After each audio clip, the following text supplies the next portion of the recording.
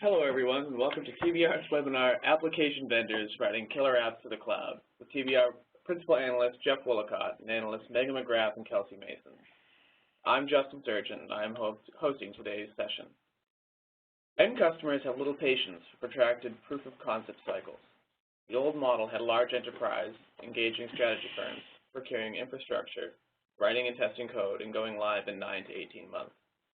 Today, end customers expect test results in weeks. To meet this demand, vendors have to offer increasingly digital and freemium trials, then upsell customers to monetized versions.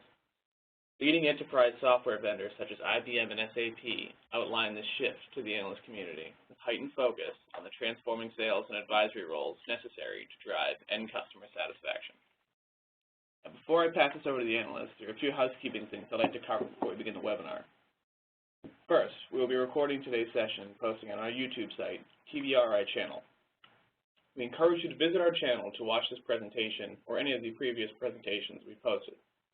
Second, we'd like to hear your thoughts and opinions on the material we're presenting. Please send any questions or comments to the Q&A or chat function. We'll address them at the end of the webinar. Third, we'll send out the slides to everyone registered for today's webcast within 24 hours of the conclusion of the webinar. You can also find the slides, as well as our thought leadership pieces, other webinars, and commentaries on SlideShare at slideshare.net/TBR_market_insight.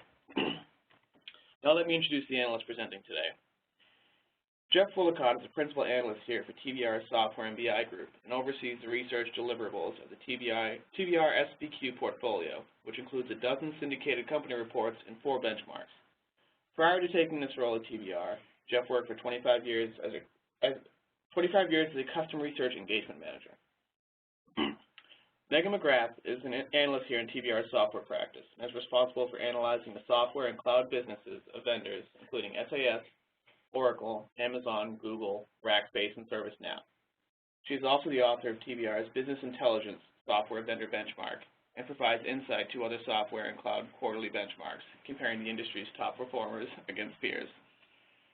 Kelsey Mason is an analyst at TBR's cloud practice and is responsible for coverage of software and cloud vendors, Microsoft, SAP, Salesforce, Workday, and Verizon. Kelsey also contributes insight for quarterly benchmarking activities, comparing the industry's top performers. She provides research and data analysis skills for TBR's public cloud benchmarks and custom reports and projects. With that, let me hand this over to Jeff. Thank you, Justin, and good afternoon or good morning, depending on where you are. Let me get started here very quickly with what the webinar agenda is. There's been a lot going on with what we've been doing within our benchmark. The first thing that we've done is we split it. If you have been a long-standing TBR client, you know we used to have a software benchmark. We have cut that into 2, where we have infrastructure management and applications, and I will go over what some of those splits are, what the coverage differences are. And then while we were in the process of doing that, we also overhauled the formatting and the look and feel of the deliverables. So we'll see a few of those things. After that, we'll get into the current market condition, what we believe to be the overarching themes, and then some of the insights from the numbers that are contained in the 3Q14 application software benchmark. And then we'll get into what we are calling here the thematic proof points, which, you know, I don't need to tell you in the audience, since you're having to execute in this current industry environment that we're in. There's a lot moving around. Sales engagement models are shifting. Analytics is the shiny buzzword that is upsetting the apple cart in many, many different ways. And while all that is going on, having to shift how you sell as well as bake in new functionality into your products, when you get all done with that, you can expect to have lower gross margins as a result of your efforts, which doesn't really paint a rosy picture, but that is, in fact, what we see as taking place. So with that, let's get into the content enhancements. The first thing here is just a very quick summarization of what Justin told you in terms of, you know, there's the list of the 12 firms that we cover. And then you see that the benchmarks are there as they're laid out. The infrastructure management one, the applications one, and then the business intelligence software benchmark as well, which takes pieces from both the infrastructure management side and the application side as it relates specifically to BI. So what we've done here, we have the 2 software-centric benchmarks, and essentially we have a set of companies that are covered in both, as you can see, what we're calling the hardware and software multi-lines, and then the software multi-lines appear in both. Then we have a basket of firms that we're calling IM-centric, and the basket that we call app-centric. Real quickly here, what I want to do is call attention to the bolding of Workday and ServiceNow. They are not included in the 3Q14 ones. We're adding them in 4Q14. We'll also be taking out Actuate in 1Q15 as OpenText is entered in, I don't know if they've acquired them yet or not, but it will be completed by 4Q14. Take good note of those colors, sort of the light green, the light orange, the blue, and the purple. The bubble charts, if you've seen a lot of our work, we rely on them heavily, and we have decided to color code these to give you essentially subset analysis on the charts as we go, and you'll see that throughout this deliverable. So let's get started with what we see or believe we're seeing within the application space as the key drivers and changes in the marketplace today. As I sort of said in the preface, vendors are somewhat dealing to an inside straight. They have to change how they sell. They have to bake analytics into what they're doing, and they have to expect lower margins going forward. And that is quite a challenge in and of itself. What we're seeing when we talk about having to shift the selling models is there's a lot of emulation of what I'll call born-in-the-cloud selling model best practices. I have a couple, we talk about these three as scenarios after we get into the numbers. I have a few slides that will get into that. And critical to that is sort of in the middle of the journey. If in the old days you delivered a strategy report from a consulting firm, then the firm went off and bought the iron and wired it up, and then they bought the application and started doing some customization of it. That would take, say, a year to 18 months, and today they expect in several weeks to have a proof of concept. And they don't want to own the iron, they want to just buy it as a subscription. So that requires a huge change in how you sell. It doesn't necessarily, and you can't just necessarily convert existing sales personnel and talent into these new functions. It's a whole different way of doing it. While all that's going on, legacy and cloud vendors have to move to stitch analytics into the offerings that they have in order to remain relevant. The speed or the increased or reduced, I should say, time to intelligence is driven almost exclusively by how well you can take advantage, how well educated you are on how to use and deploy analytics. So it's moving from just the data scientist that may sit within the data center out to business analysts, and then you need the visualization tools to have the output for the decision makers. And while all that's going on, how you monetize what you do is under huge pressure. There's few cloud vendors out there that are reporting profits. Legacy vendors have the unenviable task of having to kind of kill their, or eat their own seed corn, if you will, by taking their legacy applications and reducing the margin model opportunity that they have there and pushing them out onto the cloud because that's where people want to see it. So that's a tough thing to do. We are in the process of taking a look at all the various financial reporting so that we can get better at modeling this out, both from the pure play perspective and then to be able to overlay that on top of the multi-line vendors to take a look at what's happening within them. Megan and I spent last evening together listening to Larry Ellison wax poetic about what's going on with Oracle, and they gave us a few more clues there that we are looking forward to begin modeling because we believe they can be a good test case of what is going to be happening in that area. Now with that, I want to get into some of the typical revenue chart figures you see within the benchmark. They're kind of a TBR standard way to take a look at this. There's a lot of information on these things, so here we go. So let me just first orient you to how this slide is laid out. The bubble size is the size of the revenue. The horizontal axis is the operating margin that these firms are generating on this, and the vertical axis is the total revenue growth year to year for, or wait a minute, this is applications, I apologize, applications revenue profitability and the year-to-year revenue growth.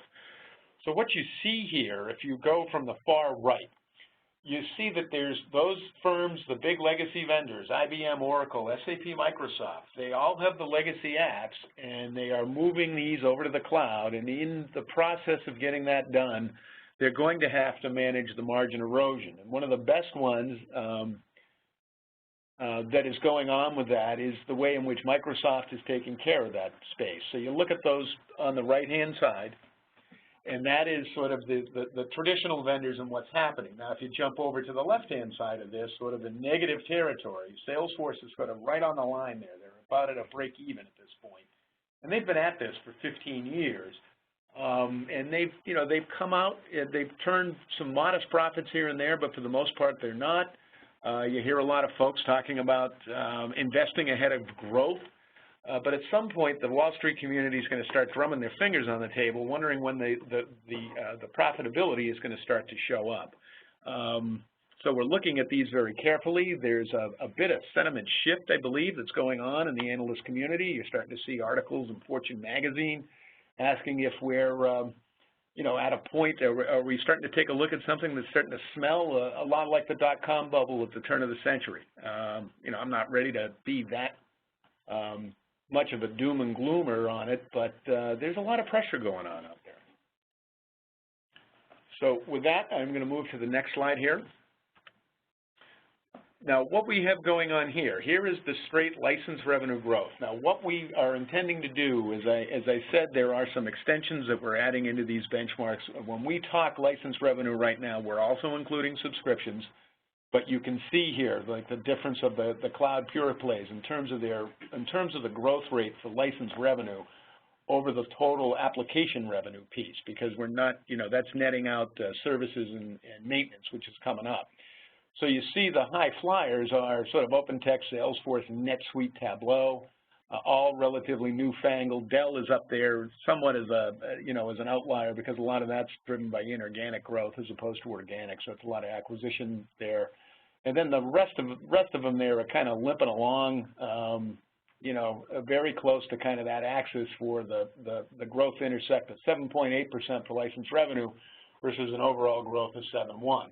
And instrumental in the middle of that is Microsoft, where what's going on with Office is very interesting. And at this point, I'd like to turn it over to Kelsey, who covers the firm and who I've spent a lot of time talking about this subject. So, Kelsey? Thanks, Jeff. So, yeah, Microsoft really seems to be ahead of its peers kind of in this transition that Jeff mentioned from license to subscription.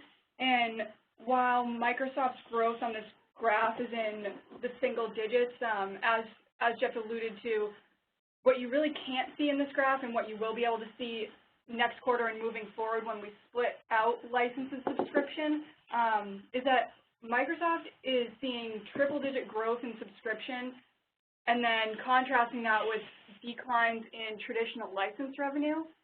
So it really shows that Microsoft is kind of at this tipping point where subscription growth is going to continue to erode its traditional software business.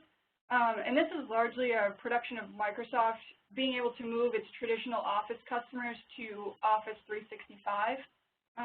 And what Microsoft's been able to do here is capitalize on the stickiness of Office, which really comes from Office's monetization flexibility. You can deploy it on-prem, in the cloud, mobile, and the fact that businesses are really standardized on Office and Office's file formats. So it's not something that's going to go away anytime soon, and Microsoft is capitalizing on that and creating these solutions bundles and increasing availability, for example, making Office available on iOS and Android.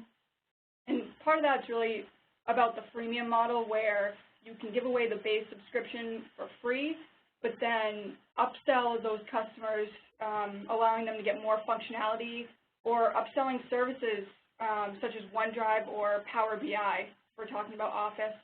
And the other part, as I mentioned, is creating those solutions bundles with other applications. So Microsoft knows it has this core Office customer base. It's got a lot of other apps in the cloud that it can offer. So it's bundling them like Dynamics. We'll bundle that with Office to create this productivity bundle and drive cross-sales of that broader applications business. And this is something that I think we're going to really start seeing in a more exaggerated form with other vendors mimicking, bundling around that killer app and then driving cross-sales into that existing established customer base. All right. Thank you, Kelsey. Let's move on to the next one, where we take a look at the maintenance revenue streams. This is a little bit more challenging. What we're basically expecting to see here is that the maintenance erosion is going to get moving here, but there's two different things that we're beginning to track. The pure way to take a look at this is to say, as license consumption models decline in favor of subscription, that maintenance in and of itself as a revenue category will just go away. However, as you say that, there is the beginning of an establishment of what I will call tiered service offerings for the subscription. So it's, you know, I'm going back to the old gold, bronze, silver, platinum, those kinds of things, where they'll begin to start getting some incremental revenue uplift when they provide sort of faster turnaround time or SLA provisions in a bolt-on or upsell service arrangement on top of the base subscription. So we're taking an eye on that. At this present time, when we're tracking maintenance, we're tracking it as it ties to license, but we expect that to decline. Now, you see here some of the very big ones, Oracle, IBM Software, Microsoft, SAP are all sitting there. Now, some of those have the benefit of that they've been written, particularly in the Oracle and SAP world, on top of database. Database isn't in here, that's in infrastructure management, but those apps that are tied in and attached to it are a buoy to the sort of shrinking margins that are happening as they have to make this move from license over into subscription. So this is an area to watch. We call this sort of a trailing SLA, a trailing indicator, i.e. if license has dropped a year ago, then we expect maintenance to drop in this current quarter. And as I'm speaking, I go, can you elaborate on the SLAs that you see among the SAS vendors? I can't in great detail. What I can tell you is I took a look, Salesforce.com, if you head into their Form 10K, I just can't remember them off the top of my head, I apologize.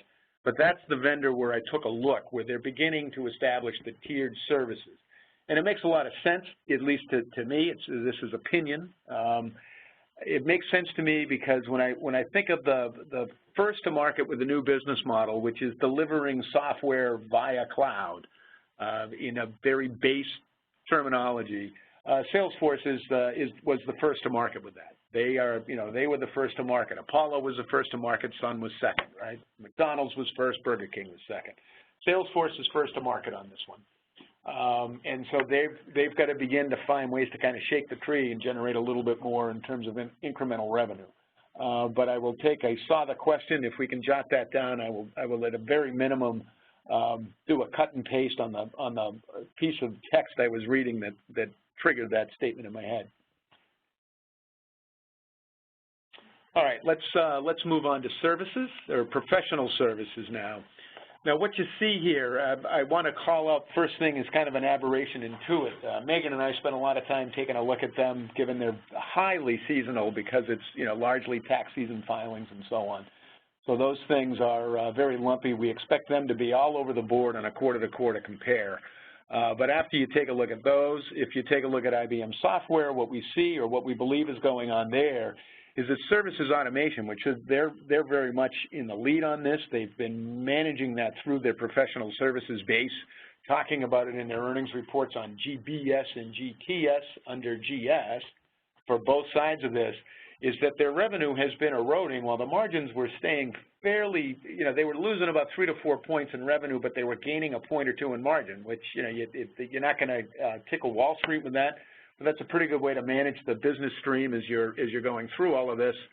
But there, you know, we're seeing them sort of lagging into that corner as a result of the automation layers. If you take a look with SAP and Oracle, they're going to have some major refreshes going on. They're both out there, you know, again, not within this topic, but on the database wars and the platform wars. And this is for the applications they have layered on top of that. At least in the case of SAP, at the briefing I attended on via SuccessFactors, and this is a critical point that kind of runs through it, is services are going to change very dramatically as more and more of the software that's consumed will at least be what I'll call the public cloud version of what these vendors offer.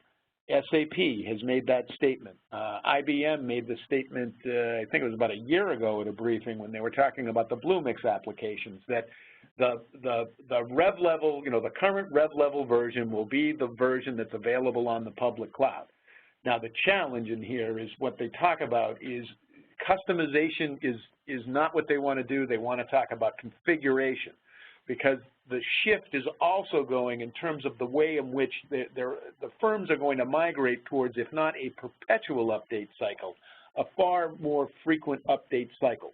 And if you're doing the SI, the typical old world SI on-prem customization work, you're going to take away the value of these regular enhancements, because you're just not going to be able to keep pace. So hence, automated connections, and then other firms can build value-added extensions from the connections as opposed to customization. To some, it may sound like a distinction without a difference, but if you truly get into the underlying technical capabilities of what that means, it's very, very important. Another thing to note over there is software AG, which is really kind of limping along. Part of that is the fact that they divested their SAP practice. I was at a briefing of theirs and asked them why they had done it and so on, and the implication seemed to be that it was just intensely competitive to compete for SAP consulting work. The reduction in revenue, as well as the reduction in sales and marketing expense, suggested they were trying like the devil, but they just weren't getting a lot of traction. So they have pulled back from that, and they're going more to the infrastructure management side, sort of a platform independent play, which hopefully for them will work out. Now with that, we'll get into the highlights and the overarching themes. We have, within the benchmark, we have scenario topics, as we call them. And so we have the three of these here that we're going to go through. Megan and Kelsey are each going to take one. I will be taking the lead one here about the legacy vendors and the shift to the selling models. Given I have a hard time being concise in my words, I have two slides to cover on this rather than the one that the ladies have. But what I have before you, this is something, the one on the left is, I had it scribbled out on whiteboards to me throughout my career. I've been at it longer than I care to admit. And that was the standard way you did things. You did prospect, qualify, and close. You had direct mail that you mailed it out. They sent in a bingo card. You had somebody on inside sales pick it up, qualify it. If it was a live one, you flipped it to your direct sales, and they went out, knocked on the door, and hopefully got the order. That was the old model. When you're talking about subscription revenue, it's blue suit, as I call it over there, to kind of an add-to-cart selling model. You've got two different things that are going to be going on. On the left-hand side of the right pyramid is that new account penetration, where you will have some digital marketing that you may be doing, pushing it out. It's very low cost. It's the variable expense of one extra email address and whatever you're blasting out, but you have to be careful so they don't hit the unsubscribe button. There'll then be the online query or commerce. I got this email, I want to take a look at it. So what you have now, that dark blue, or I'm calling it the inside hunter, a blue shirt. There's hunters and there's farmers. So those blue shirts will be monitoring the traffic to see who's moving through the website, and they'll intercept. And they'll try to either sell them or flip them up to the field force if it requires that. So that's the left-hand side of what's going on. On the right-hand side, which is that educate, upsell, renew, the idea that you've moved them out of the trial, now you need to get them into these other things.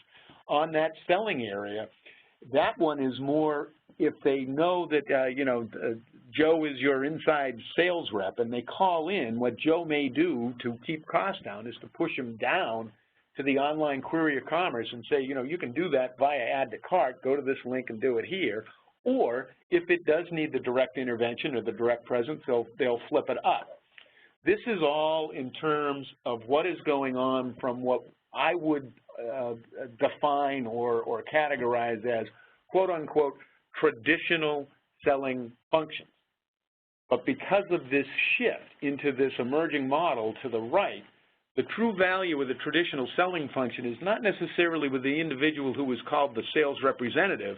It's the individual who is called the customer advisor or the customer success manager. That's somebody who's sort of sitting in it after they've gotten onto the extension and they are going to be working with the end customer, making sure, number one, that they're using the technology correctly, that it isn't just shelfware, as we used to call it in the old license days, making sure they're taking advantage of all the different features that are available, because you're charging kind of by the feature, as you have to unbundle these things, and you're going to get in all of these wacky tiering componentry to be able to do some competitive differentiation against other firms and try to sell it on the sort of the cost of the operating model.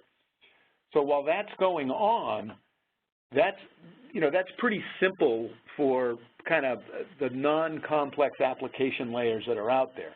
But when you're talking about a major rip and replace to go over to, say, S/4HANA or HANA Enterprise Cloud Suite or Fusion or any of these big applications, you've got to make sure, and this has come out through multiple briefings. IBM talked about it to me, SAP talked about it to me, and Software AG has talked about it to me. So there's a whole slew of these firms, and what they're talking about is the need to have pretty much on the ground with the large enterprise someone from the firm who, they don't have a sales rep title per se, but their job is to make sure that the install gains sort of stickiness, for lack of a better word. So they're there. The best articulation of this came from Mike Ettling, who's the president of Cloud and On-Prem HR for SAP, in the briefing, where they talked about the new engagement cycle that they have, and that while you're in the middle of the transformation and the implementation, there is a need to have that software vendor there to make sure that the SI is not using, quote unquote, an on-premises mentality. And the idea of the on-premises mentality is you gain a lot of project work doing customization. And if you do customization, when those updates come through, which are going to come through faster, you're going to lose the value of the current version of the software. That you need to do configurations and extensions, not customization. And the quote that I put up there, it was paraphrased. I have to be careful, so I'm making it clear here it's a paraphrase. I'm recalling it from my notes. But engagements with the SI follows an on-premise mentality of the ones that go to red. And by going to red, meaning they're in trouble and he has to get involved to make sure the customer is happy. One of the challenges, and this goes again to the shift in how software vendors have to sell enterprise, which is focused more on the LOB. This isn't anything you haven't already heard either. But the challenge is, once the LOB stakeholder has gotten engaged, during the implementation cycles, to make sure the socialization is being done and the proper technology and product education is going on, the LOB stakeholder needs to get involved. And they're having a hard time keeping the LOB stakeholders involved in the ongoing project planning of the transition and the cutover. So this is a big, it's a big shift. It's a big shift that hits you, the vendor, who's trying to sell. And it's also a big shift for the IT department, or let me correct that, to the large enterprise, because IT in and of itself is transforming just as the way in which you deliver what you provide to large enterprise is transforming. So you've got sort of both sides are shifting, both sides are being impacted by disruption. So how you reach, engage, and sell, as you're transforming, it's a little bit of a moving target, and at the same time, your end customer target is transforming. So there's a lot of gray area and a lot of shifting sands going on out there that, at least from where we sit, is fascinating to watch, but it certainly makes the job of executing the plan that much more difficult for a client base. And with that, you're pretty much done hearing from me. The next one up is the legacy and cloud move to stitch analytics capabilities into their offerings, which is Kelsey Mason. So I'll turn this over to Kelsey. Thanks, Jeff. So as the headline alludes to here, what we're seeing is that vendors are really making their applications more attractive to the LOB buyers. As Jeff mentioned before, they're getting increasingly involved in IT, and vendors are doing this by incorporating analytics functionality. And so there's really, two key trends that I see as kind of driving the analytics push. And those are both the increasing amount of data that's being generated and stored, whether that's data generated through applications or machine data or what have you. And then the second being the increasing presence of law buyers in IT decision-making. And these law buyers, what they really want to be able to do is make the business decisions that they have to make on a day-to-day basis. They want to be able to make those faster and more informed. And what we've seen in some of the business intelligence customer research that we've done is that app vendors that bake in analytics functionality directly into these core line of business applications like CRM or ERP are really best positioned for success because it allows those line of business users to get at the insights that they need more quickly. And that's really the key aspect of this whole thing is the speed.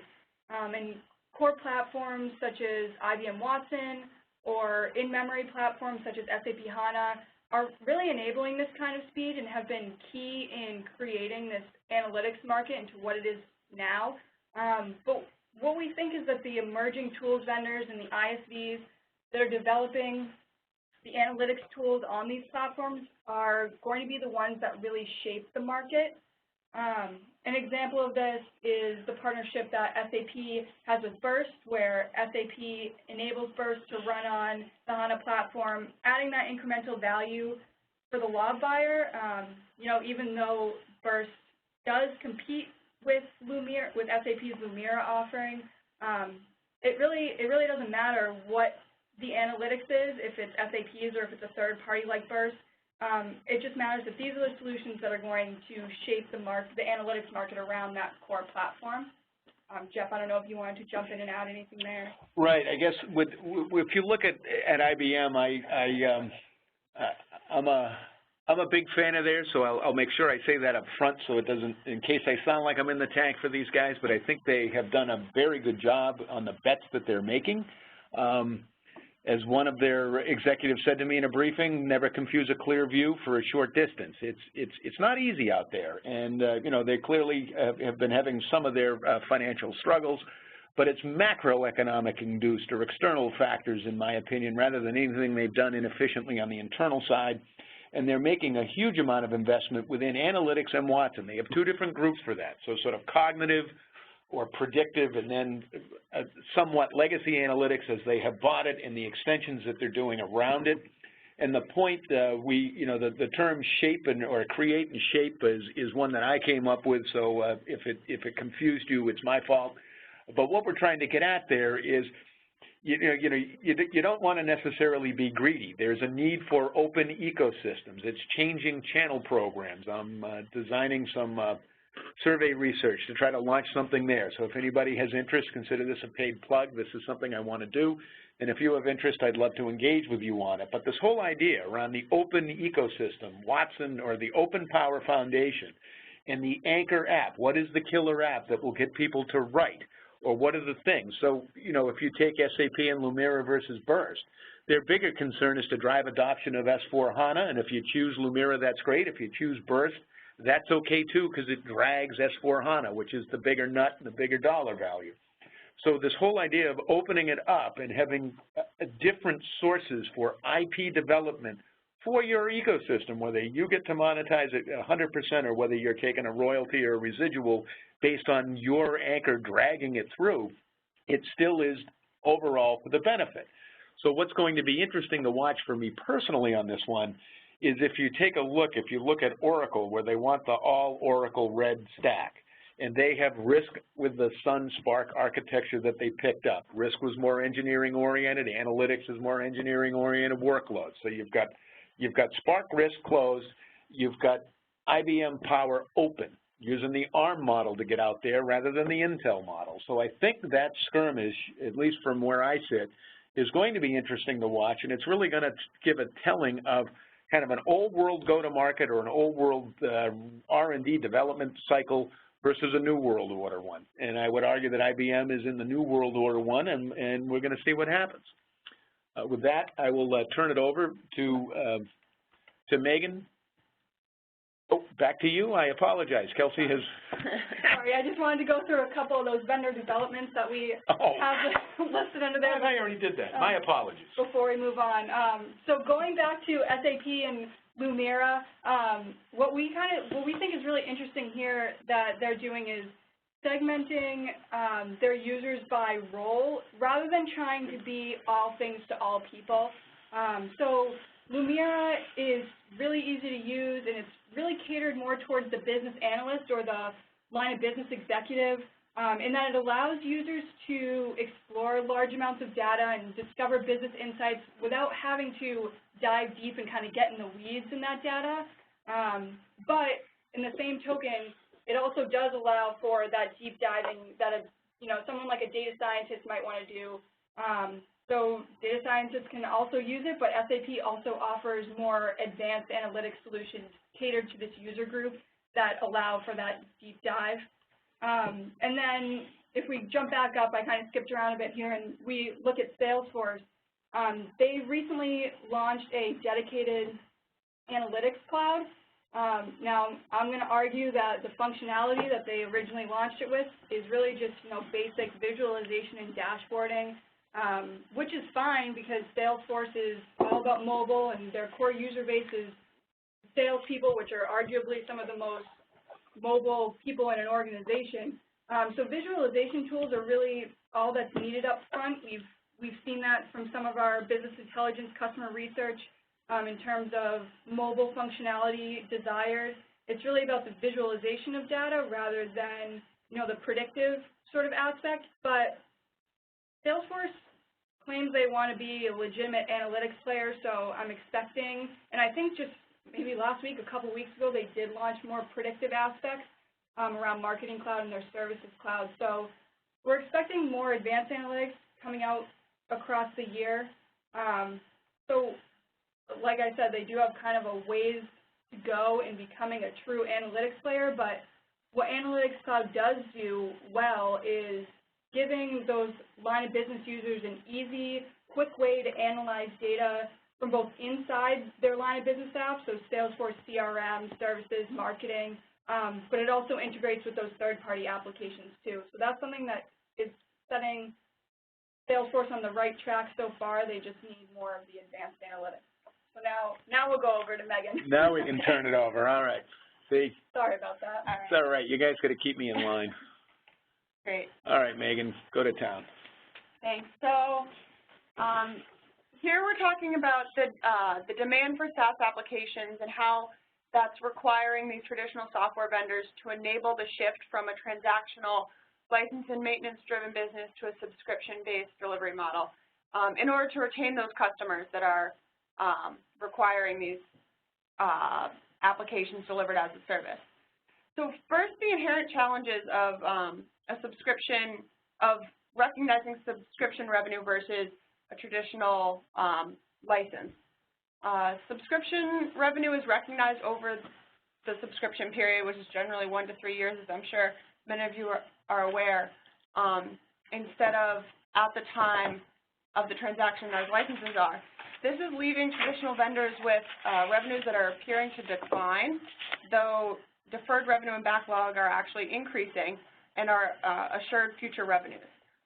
These deferred revenues will smooth revenue in the long term because of the annuitization and sort of reduce bumps and create a predictable future, reduce bumps and create a predictable future revenue stream for these companies. While the ease of renewals and upsells are often touted as additional benefits of a subscription model, it is important to note that there is also a greater likelihood of contract renegotiation and downsizing as much as upselling. So there are many drawbacks that these traditional software vendors must pivot to mitigate the damage from as they cater to customers' demand for these solutions delivered as a service.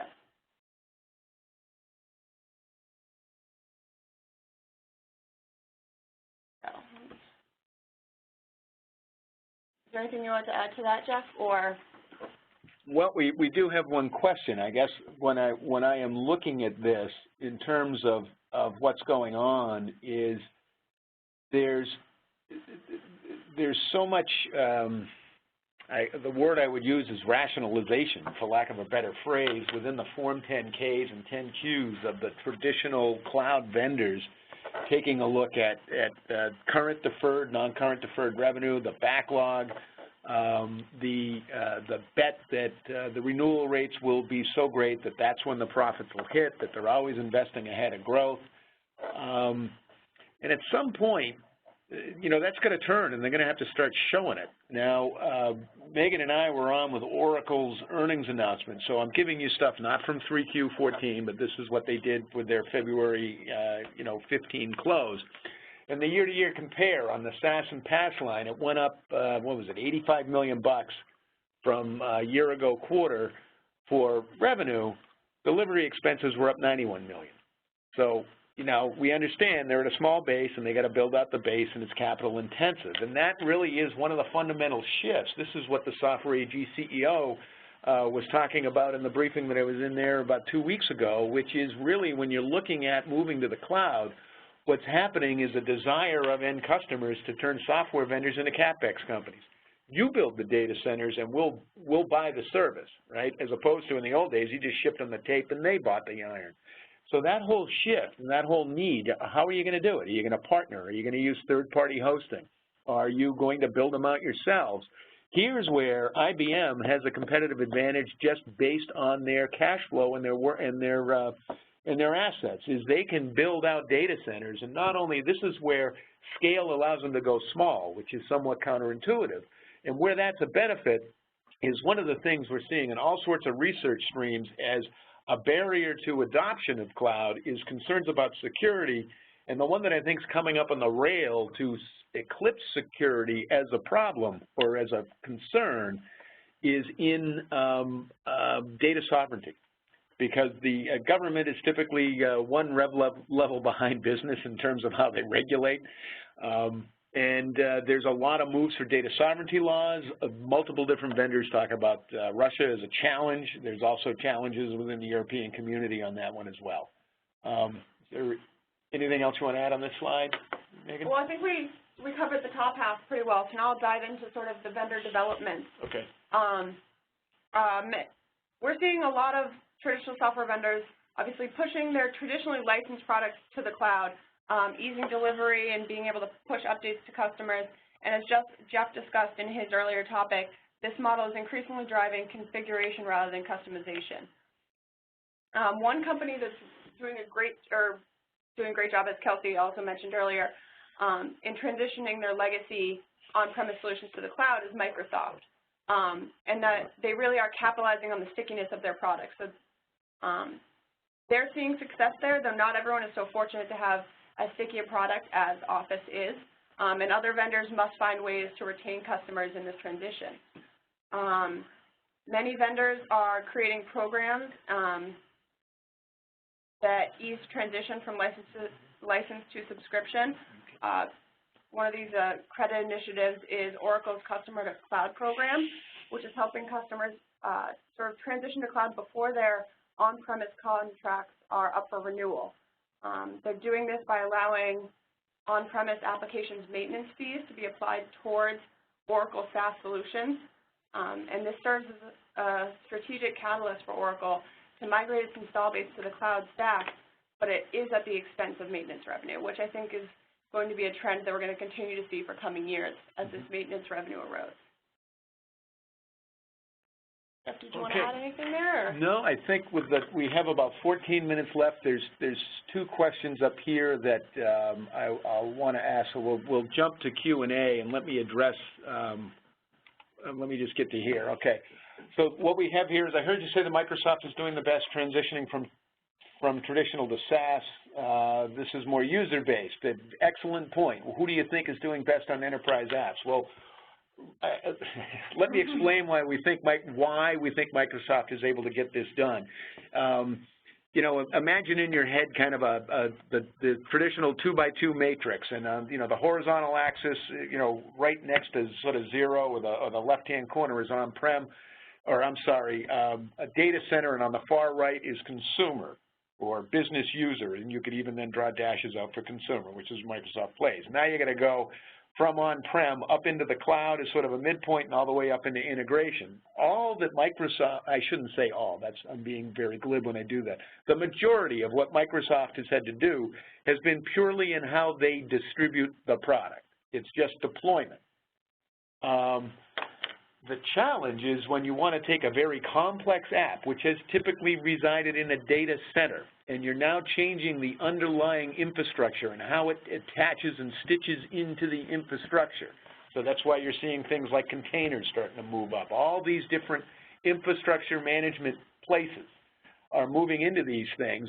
Therefore, the challenge is not only on deployment, but in how you support it and how well you educate the people who have to monitor, track, and maintain it. Because what it takes to maintain it on a traditional on-premise environment is going to be different when you're trying to monitor a cloud environment. You know, it's software-defined data center, it does software-defined networking, metering, billing, provisioning, billbacks, blah, blah, blah. All these new requirements for the move to sort of bill it out to the lob and to manage it and provision on a flexible basis is a whole different kind of set of features you've got to bake into what I'll call the enterprise app to get it up and over into the cloud. So that having been said, and it'll be somewhat of a segue to the next question in there, and maybe this is just because we heard about it yesterday, but Oracle seems to be doing a pretty good job. But let me preface that by saying they were late to get moving on it. So they're talking about, 100% growth. They're going to take on Salesforce. They're going to surpass Salesforce. They're going to surpass Workday.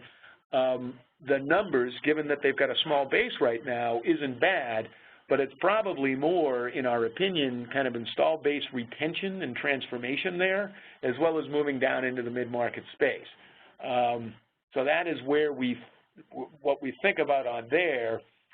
Now, I'm jumping now, hopefully I addressed that question on Microsoft and why we think they're doing well, or what is it about what they have that makes it easier for them.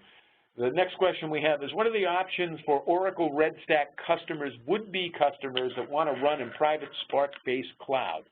What's the future looking like for Spark Oracle? Spark, Spark and Oracle, that was the analyst calls, the analyst questions yesterday in the earnings announcement revolve quite a bit around that. What Oracle likes to speak to is the engineered systems. Think of the purpose-built appliances, dedicated to specific workloads. They said that had about a 15% growth last year, or last quarter, excuse me.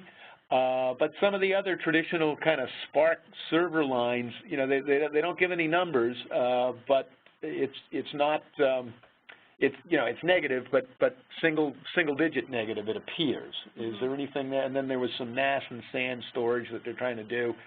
I can't remember who they picked up, but they're coming in after EMC. Now, what the RedStack customers, would-be customers that want to run in private Spark-based cloud. They do offer infrastructure as a service as one of their revenue lines. They split it out when they list their revenue. They list platform as a service and software as a service combined. To them, the PaaS layer is Oracle 12c and Java. That was as Larry Ellison articulated it yesterday. And the infrastructure as a service would be that base layer. I don't know if I am going to say I'm assuming it to the question that's being asked, but they clearly have their own infrastructure offering if that's what you want to do.